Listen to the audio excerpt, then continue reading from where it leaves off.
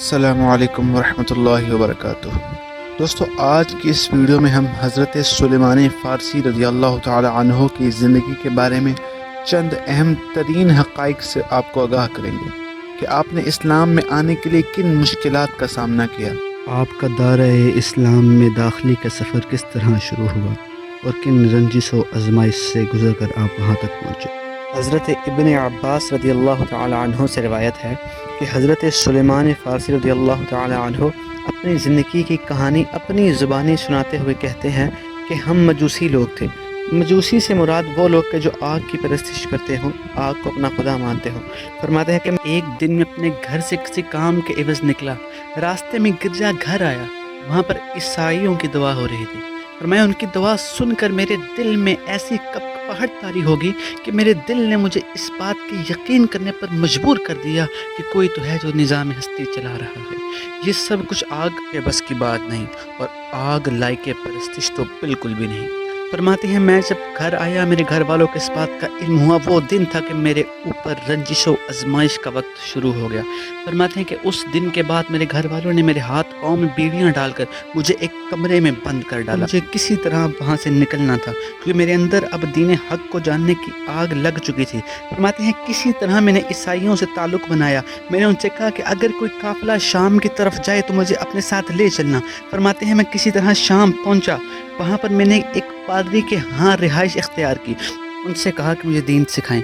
میں کچھ عرصے کے بعد وہ پادری فوت ہو گئے، اور جب وہ فوت ہوئے تو ان کے پاس 7 مٹکے دیناروں کے نکلے، جو اس بات کو ثابت کرتے تھے کہ وہ پادری صرف دین کو اپنے کاروبار کے لیے استعمال کرتا ہے۔ فرمایا کوئی اور ان کی جگہ آگے بیٹھا، فرمایا ان کی شاگردی اختیار کی، کچھ عرصہ ان کے پاس رہا، ان سے دین سیکھا، چنانچہ ان کی موت کا وقت بھی قریب آ گیا۔ انہوں نے جاتے جاتے اس بات کی تلقین کر دی کہ نصیبین کے کسی عالم کے پاس جاؤ۔ کہتے ہیں ان کے کہنے کے بعد میں اس طرف چل پڑا۔ کہتے ہیں کچھ دیر ان کے پاس بھی رہا، پر وقت نے ان کو بھی اجازت نہ دی اور ان کا وقت بھی قریب آ گیا۔ انہی کو اپنی کہانی سنا کر مدد طلب کرنی تھی۔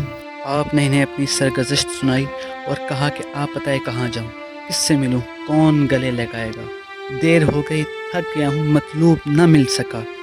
تو وہ پادری نے حضرت سلیمان فارسی رضی اللہ تعالیٰ عنہ سے کہا کہ میری تعلیمات کے مطابق نبی آخر الزمان کا زمانہ قریب آ چکا ہے۔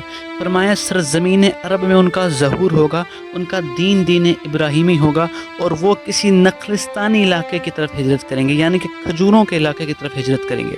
اگر تم میں ہمت ہو، راستہ طے کرنے کی استقامت ہو، جرت ہو، خواہش ہو تو وہاں چلے جانا، ان کی غلامی اختیار کر لینا، ان کی فقیری اختیار کر لینا، ان کے گلے سے لگ جانا، سمجھ لینا تمہاری دنیا و آخرت اسی میں ہے۔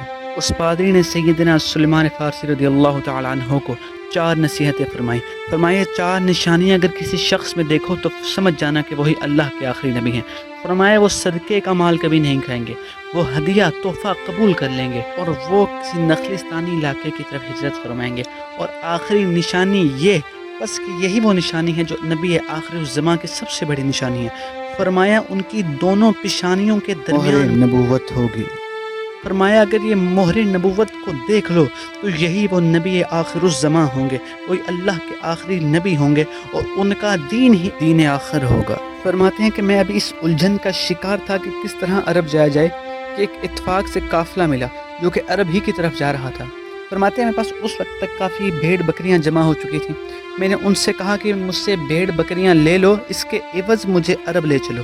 فرماتے ہیں قافلے والوں نے میرے ساتھ کچھ اس طرح کا سلوک کیا کہ مجھے ایک یہودی کے ہاں بیچ ڈالا۔ فرماتے ہیں کہ میں بھی اس تذبذبے کا شکار ہی تھا کہ کیا یہی وہ علاقہ ہے جہاں آپ صلی اللہ علیہ وآلہ وسلم نے ہجرت کر آنا ہے، کہ اسی یہودی نے مجھے بنو قریظہ کے کسی اور یہودی کے ہاں بیچ ڈالا۔ انہوں نے آپ رضی اللہ تعالیٰ عنہ کی اس قدر بے حرمتی کی کہ آپ کو چند ٹکوں کے عوض بیچ ڈالا، لیکن ان کو کیا پتا تھا کہ جن کو وہ اس وقت ٹکوں کے عوض بیچ رہے ہیں، کل کو وہ ایک عشق کے بازار میں بیچا جانے والا ہے۔ فرمایا بنو قریظہ کے یہودی نے جب مجھے خریدا تو مجھے اس بات کا علم ہو گیا کہ یہی وہ جگہ ہے کہ جہاں حضور اقدس صلی اللہ علیہ وآلہ وسلم ہجرت فرما کر آئیں گے۔ فرمایا ایک دن میں یہودی کے باغ میں کام کر رہا تھا تو ایک شخص آیا اور کہنے لگا کہ اللہ غرق کرے انصار کے لوگوں کو، کسی شخص کو نبی خدا سمجھ بیٹھے ہیں اور وہ مکہ سے ہجرت کر کے آیا ہے۔ فرمایا یہ سننا تھا کہ میرے جسم میں ایسی کپکپاہٹ شروع ہو گئی، میرے ہاتھوں نے کام کرنا چھوڑ دیا، میں کام چھوڑ کے فوراً اس شخص کے پاس آیا اور پوچھا دوبارہ کہو کیا کہا تم نے؟ تو آپ کے مالک نے آپ کے چہرے مبارک پر تماچا دے مارا اور کہا کہ تمہیں اس سے کیا تعلق؟ سیدنا سلمان فارسی رضی اللہ تعالیٰ عنہ فرماتے ہیں کہ ایک دن میں موقع دیکھ کر حضور اقدس صلی اللہ علیہ وآلہ وسلم کی پاک بارگاہ میں حاضر ہوا۔ فرمایا میں نے حضور کو دیکھا اور فرمایا اے رسول خدا، میں آپ کے لیے صدقہ لایا ہوں، اسے قبول فرمائے۔ تو آپ صلی اللہ علیہ وآلہ وسلم نے فرمایا میں صدقے کا مال نہیں لیتا، تو آپ نے وہ مال صحابہ کرام میں بانٹ دیا۔ یہاں تک دو نشانیاں پوری ہو چکی تھیں۔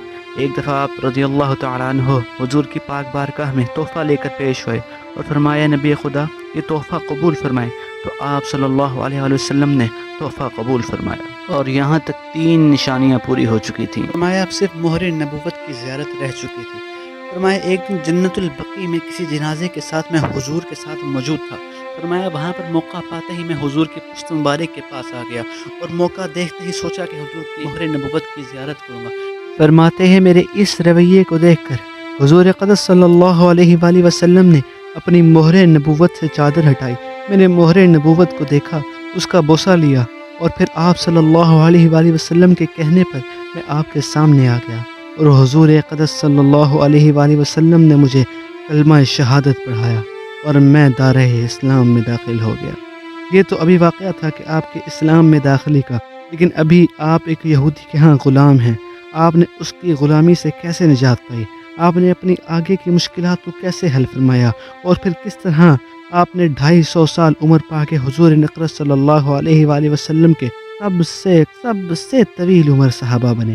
کس طرح آپ نے غزوہ خندق کے موقع پر آپ صلی اللہ علیہ وآلہ وسلم کی مدد فرمائی؟ اور آپ کے تمام کمالات آپ کو انشاءاللہ اگلی ویڈیو میں دکھائیں گے۔ ناظرین اسی طرح کی دین سے ریلیٹڈ ویڈیو دیکھنے کے لیے ہمارے چینل کو سبسکرائب کیجیے اور بیل کے بٹن کو دبا لیجیے تاکہ ہماری ہر آنے والی ویڈیو سب سے پہلے آپ تک پہنچے۔